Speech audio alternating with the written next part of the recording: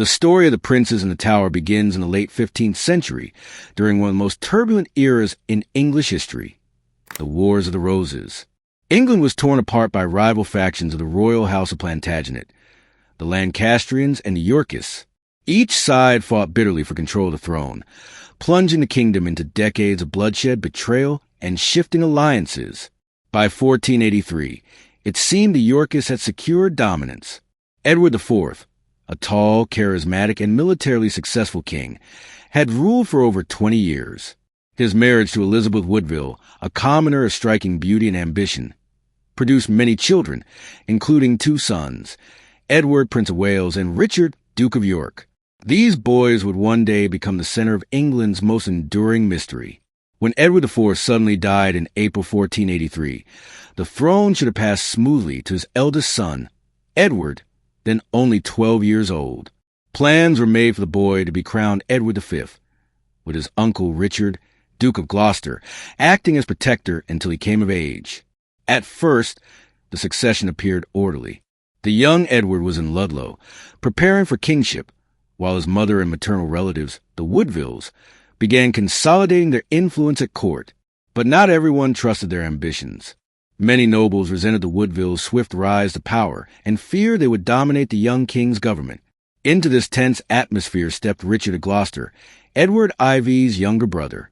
Loyal, skilled in battle, and respected by many, Richard positioned himself as a defender of Yorkist stability.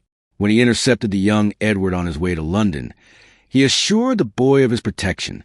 Yet this protective gesture soon shifted into something far more sinister.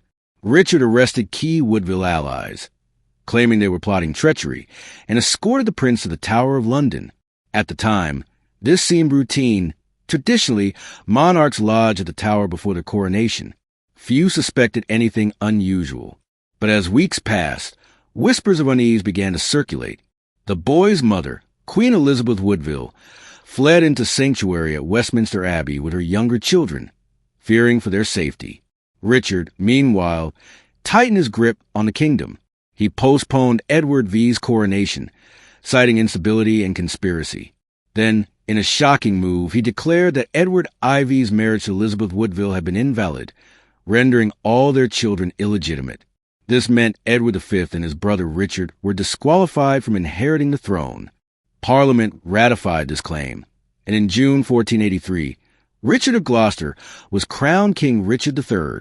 The young Edward and his brother Richard, once heirs to the crown, were no longer seen in public.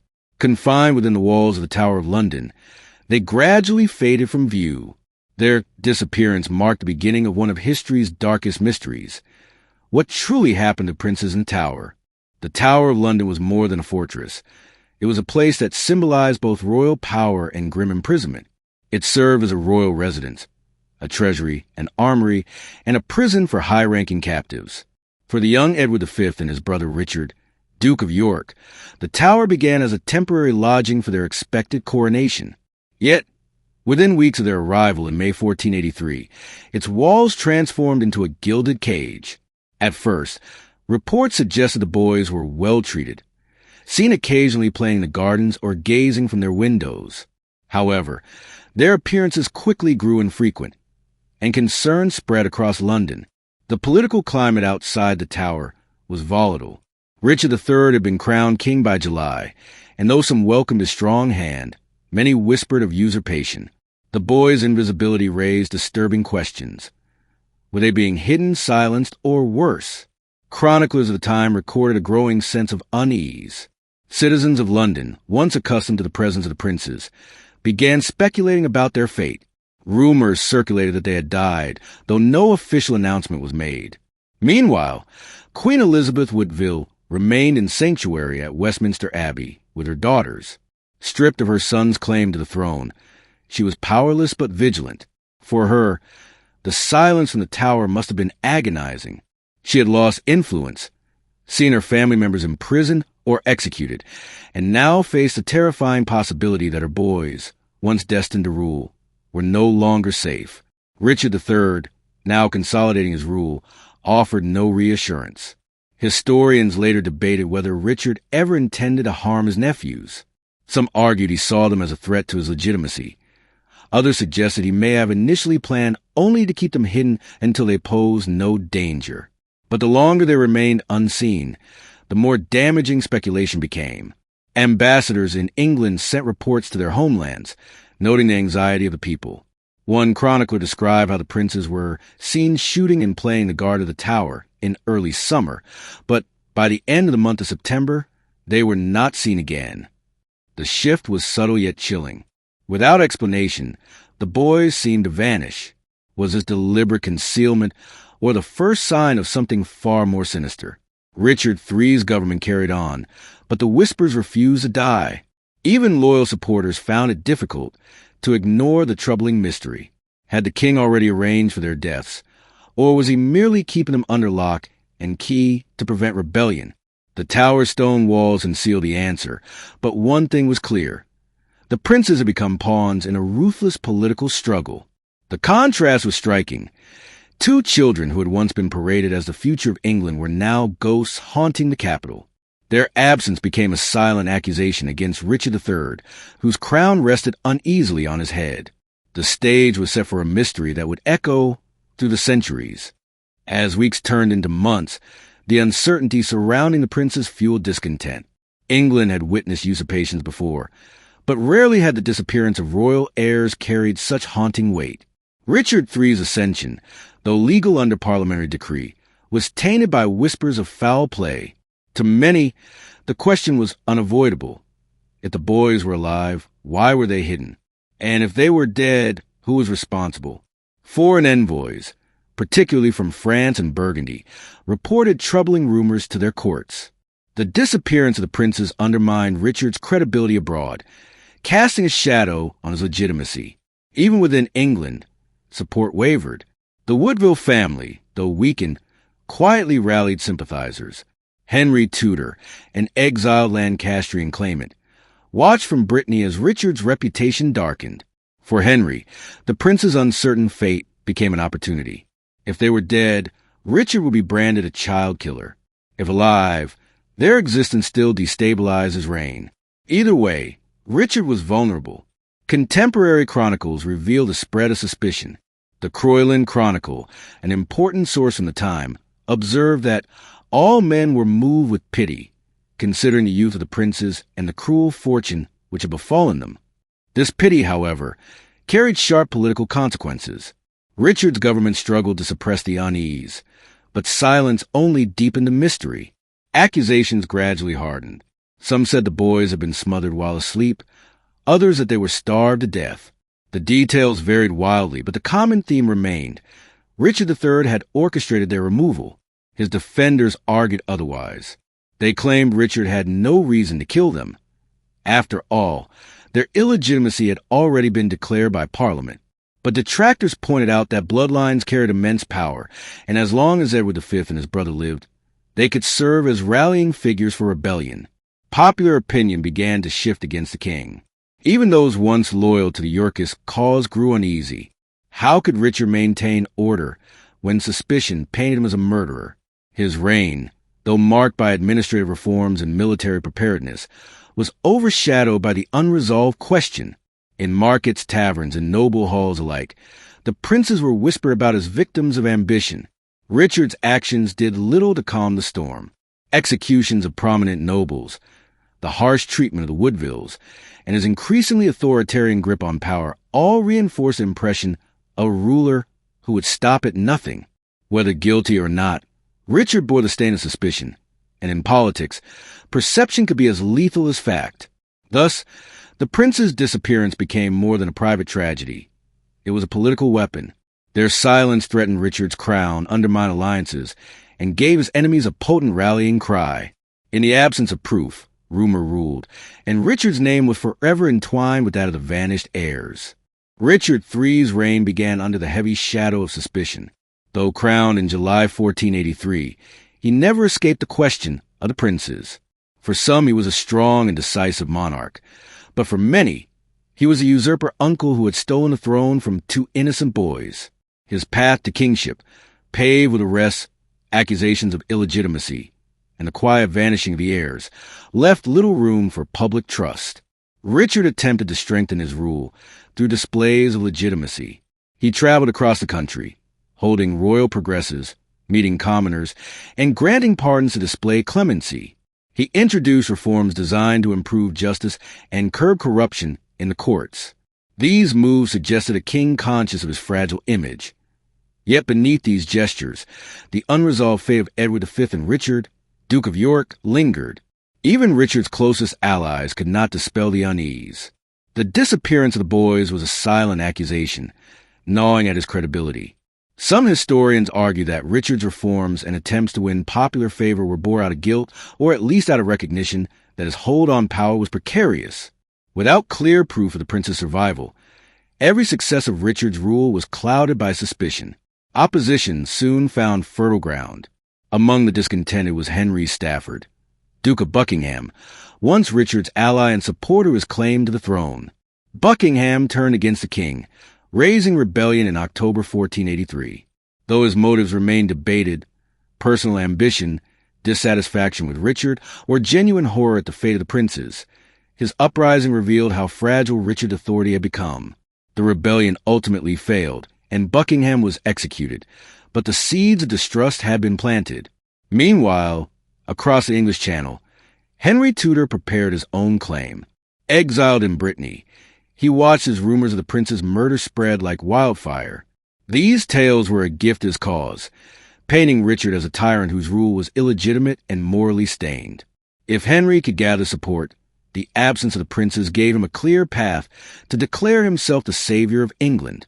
Richard's response to these threats was firm but unconvincing. He reinforced his power through executions and confiscations, yet no explanation of the boys' disappearance was offered.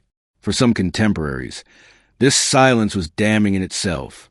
If the princes were alive, why not present them? If dead, why not confess and explain?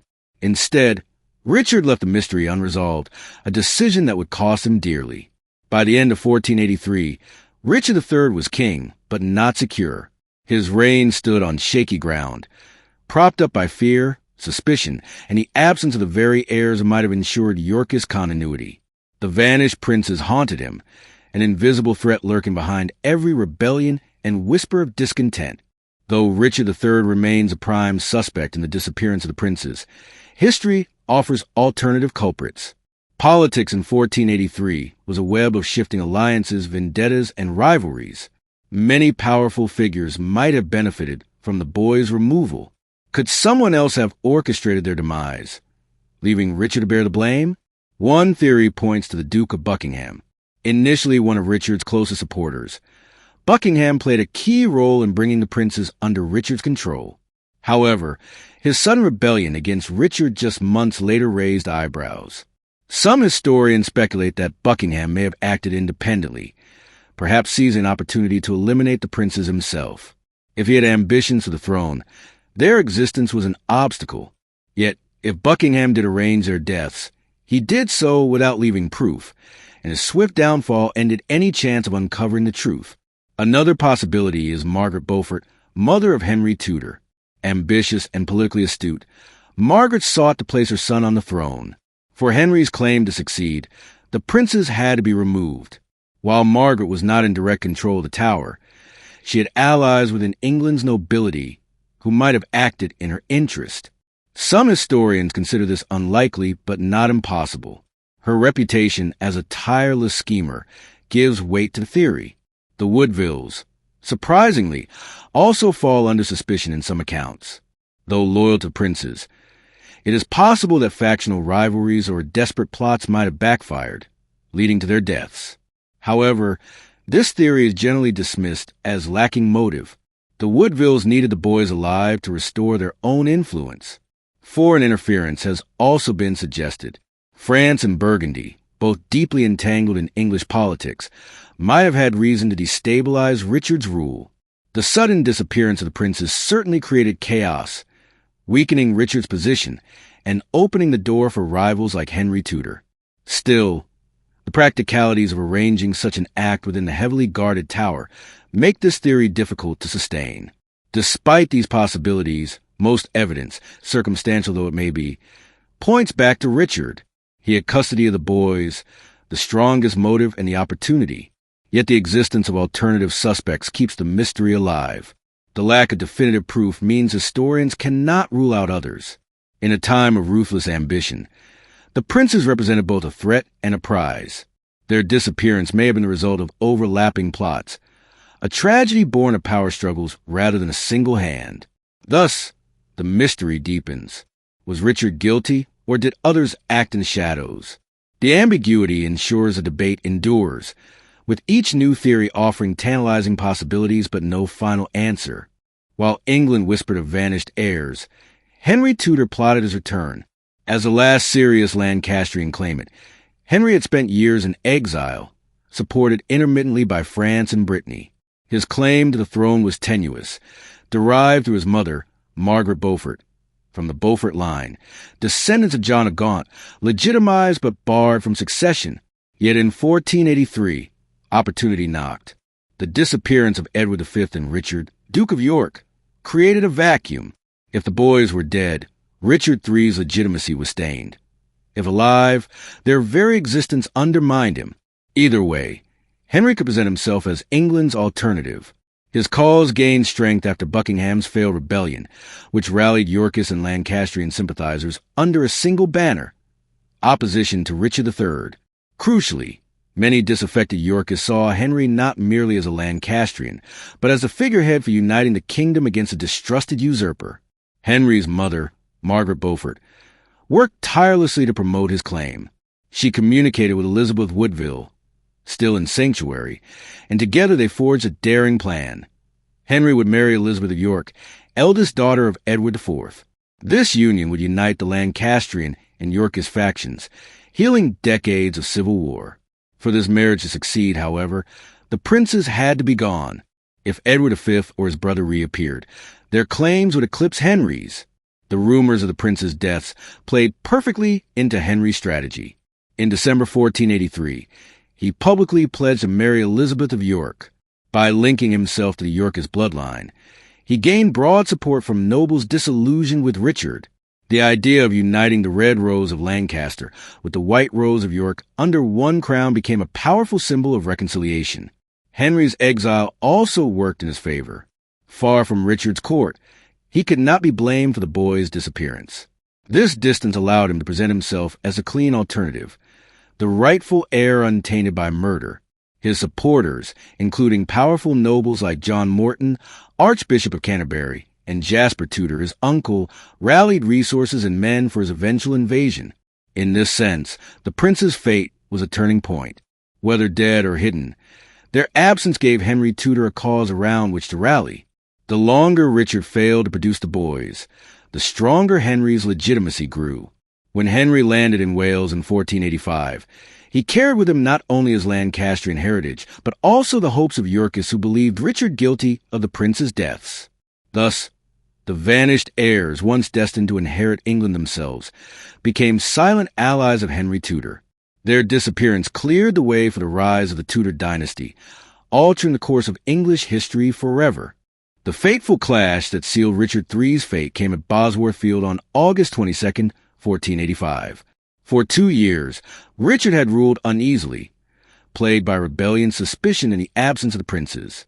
Henry Tudor, meanwhile, had grown bolder, his claims strengthened by alliances and his promise to marry Elizabeth of York.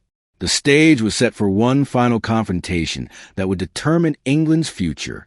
Henry's invasion force landed in Wales, where he gathered support from disaffected nobles and Welsh allies.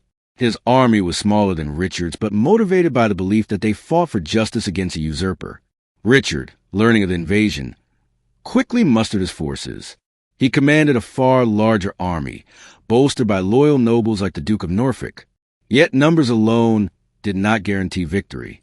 Loyalty in 1485 was fragile, and many lords weighed their options carefully. The battle began with charges and countercharges across the open fields of Leicestershire. At first, Richard's forces held the advantage, pressing Henry's smaller army hard.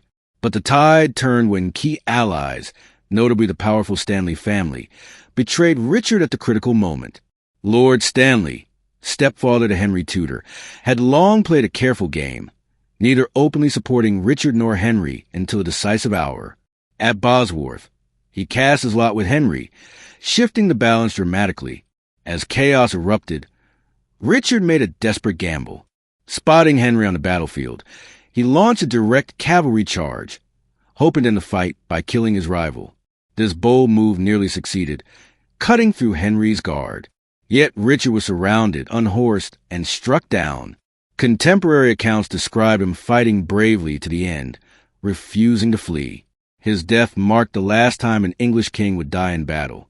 Henry Tudor was crowned on the field as Henry VII, ushering in the Tudor dynasty. His victory ended the Wars of the Roses and transformed English politics. The fate of the princes, however, remained unresolved. Henry had triumphed, but the mystery of Edward V and his brother hung over the victory. For some, their silence was confirmation that Richard had murdered them. For others, their absence became an opportunity to challenge Henry's reign with pretenders who claimed to be the lost princes. Bosworth was thus both an ending and a beginning. Richard III's death removed the man most suspected of the prince's disappearance, but it did not close the mystery. Instead, it opened the door to decades of speculation, imposters, and conspiracies. The battlefield decided the crown, but the fate of the princes remained England's unanswered question. The disappearance of the princes left a vacuum that imposters quickly sought to fill. For Henry VII, the survival or alleged survival of the boys posed a direct threat to his fragile new dynasty. Throughout his reign, pretenders arose, claiming to be one of the lost princes, testing the loyalty of his subjects and stirring rebellion. The most famous of these was Perkin Warbeck. Emerging in the 1490s, Warbeck claimed to be Richard, Duke of York, and the younger of the two princes. Charismatic and persuasive, he gained the support of powerful European rulers, including Margaret of Burgundy, sister of Edward IV and Anne of the Princes. To many disaffected Yorkists, Warbeck was a symbol of resistance against Tudor rule.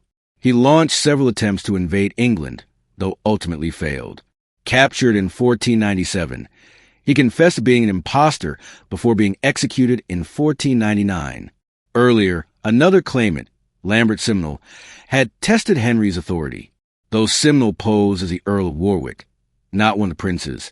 His rebellion in 1487 underscored the fragility of Henry's position. The eagerness of nobles to rally behind pretenders revealed how uncertain the royal succession remained. Had one of the real princes reappeared, the challenge to Henry would have been formidable. The persistence of these pretenders suggests that the prince's fate was never widely accepted. If the boys had truly been murdered in 1483, why did so many believe in their survival? The ambiguity of their disappearance left room for doubt, hope, and manipulation. Rival powers like Burgundy and France exploited this uncertainty, using imposters to destabilize Henry VI's rule. For Henry, the pretenders were more than nuisances. They were dangerous reminders that his crown rested on shaky ground. His marriage to Elizabeth of York had united the warring factions, but the unresolved question of the princes haunted him. Each impostor stirred whispers that perhaps one of the boys had survived Richard's grasp. The impostor phenomenon reveals the power of mystery in politics. The prince's absence created a mythic quality, transforming them into symbols rather than individuals. They became figures of longing, tools for rebellion, and pawns in international intrigue. Their silence was as politically potent as their voices would have been. In the end, Henry VII survived these challenges, and the Tudor dynasty solidified its rule. Yet the impostors ensured that the question of the princes never faded. Instead, it passed into legend, a mystery that outlived both Richard III and Henry VII. In 1674, nearly 2 centuries after the disappearance, workmen remodeling the Tower of London made a startling discovery. Beneath a staircase in a White Tower, they uncovered a wooden chest containing 2 small skeletons. At once, speculation flared. Had the bones of the princes finally been found? King Charles II ordered the remains interred in Westminster Abbey, within the Henry VII Lady Chapel, in an urn inscribed as belonging to the princes. To many, this seemed the long-awaited confirmation of Richard III's guilt. The boys had indeed been murdered in the Tower, their bodies hidden away in a crude burial. Yet, doubts persisted. The remains were not examined scientifically at the time, and the assumption of their identity was based more on hope than evidence. In the centuries since, the bones have been studied intermittently. A 1933 examination suggested they were consistent with the ages of Edward V and his brother, though the methods were rudimentary. More recent calls for DNA testing, comparing the remains to living descendants of the royal line, have been blocked by the Church of England, which insists the dead should not be disturbed. As a result, the question remains unresolved. Skeptics point out that many people died in the tower over the centuries, and the skeletons could belong to other unfortunate children. Without definitive testing, certainty is impossible. Yet the discovery reinforced the legend, providing a tangible, if unproven, symbol of the mystery. The bones are more than relics. They are emblems of the enduring power of the story. Visitors to Westminster Abbey still pause at the urn, reflecting on the tragedy of two boys whose lives were cut short by politics. The lack of resolution ensures the prince's fate remains an open wound in England's past. Were these truly their remains, or merely another twist in a tale defined by uncertainty? More than 5 centuries have passed since the princes vanished, yet the question remains. What became of Edward V and Richard, Duke of York? Historians debate endlessly, weighing Richard III's motives, the ambitions of rivals, and the credibility of later discoveries.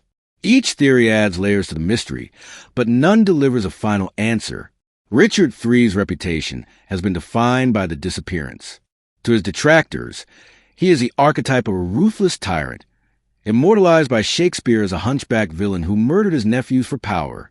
To his defenders, he is a victim of Tudor propaganda, unfairly maligned by those who benefited from his downfall. The truth may lie somewhere in between.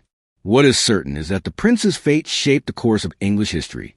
Their disappearance created the conditions for Henry Tudor's rise, the founding of the Tudor dynasty, and the eventual reign of Henry VIII and Elizabeth I. The silence of 2 boys altered the destiny of a nation. The mystery also reminds us of the fragility of power. In an age where kingship depended on bloodlines and loyalty, even children were targets in the brutal struggle for survival. The Tower of London, once their sanctuary, became their prison, and perhaps their tomb. Today, the story of the princes continues to captivate. Novels, plays, and films retell their fate, while historians and archaeologists search for answers. The bones in Westminster Abbey, the chronicles of the time, and the enduring debate ensure the mystery lives on. Perhaps one day, science will provide certainty. Until then, the princes remain lost to history, their fate a haunting question mark. The princes in the tower are more than victims of ambition. They are symbols of innocence caught in the machinery of power. Their disappearance is not just a medieval mystery, but a timeless story of betrayal, silence, and the price of a crown. If you enjoyed diving into this chilling mystery, don't forget to like, share, and subscribe to the Crit Stories for more untold legends and forgotten histories. Hit the bell icon so you never miss a journey into the world's greatest unsolved secrets.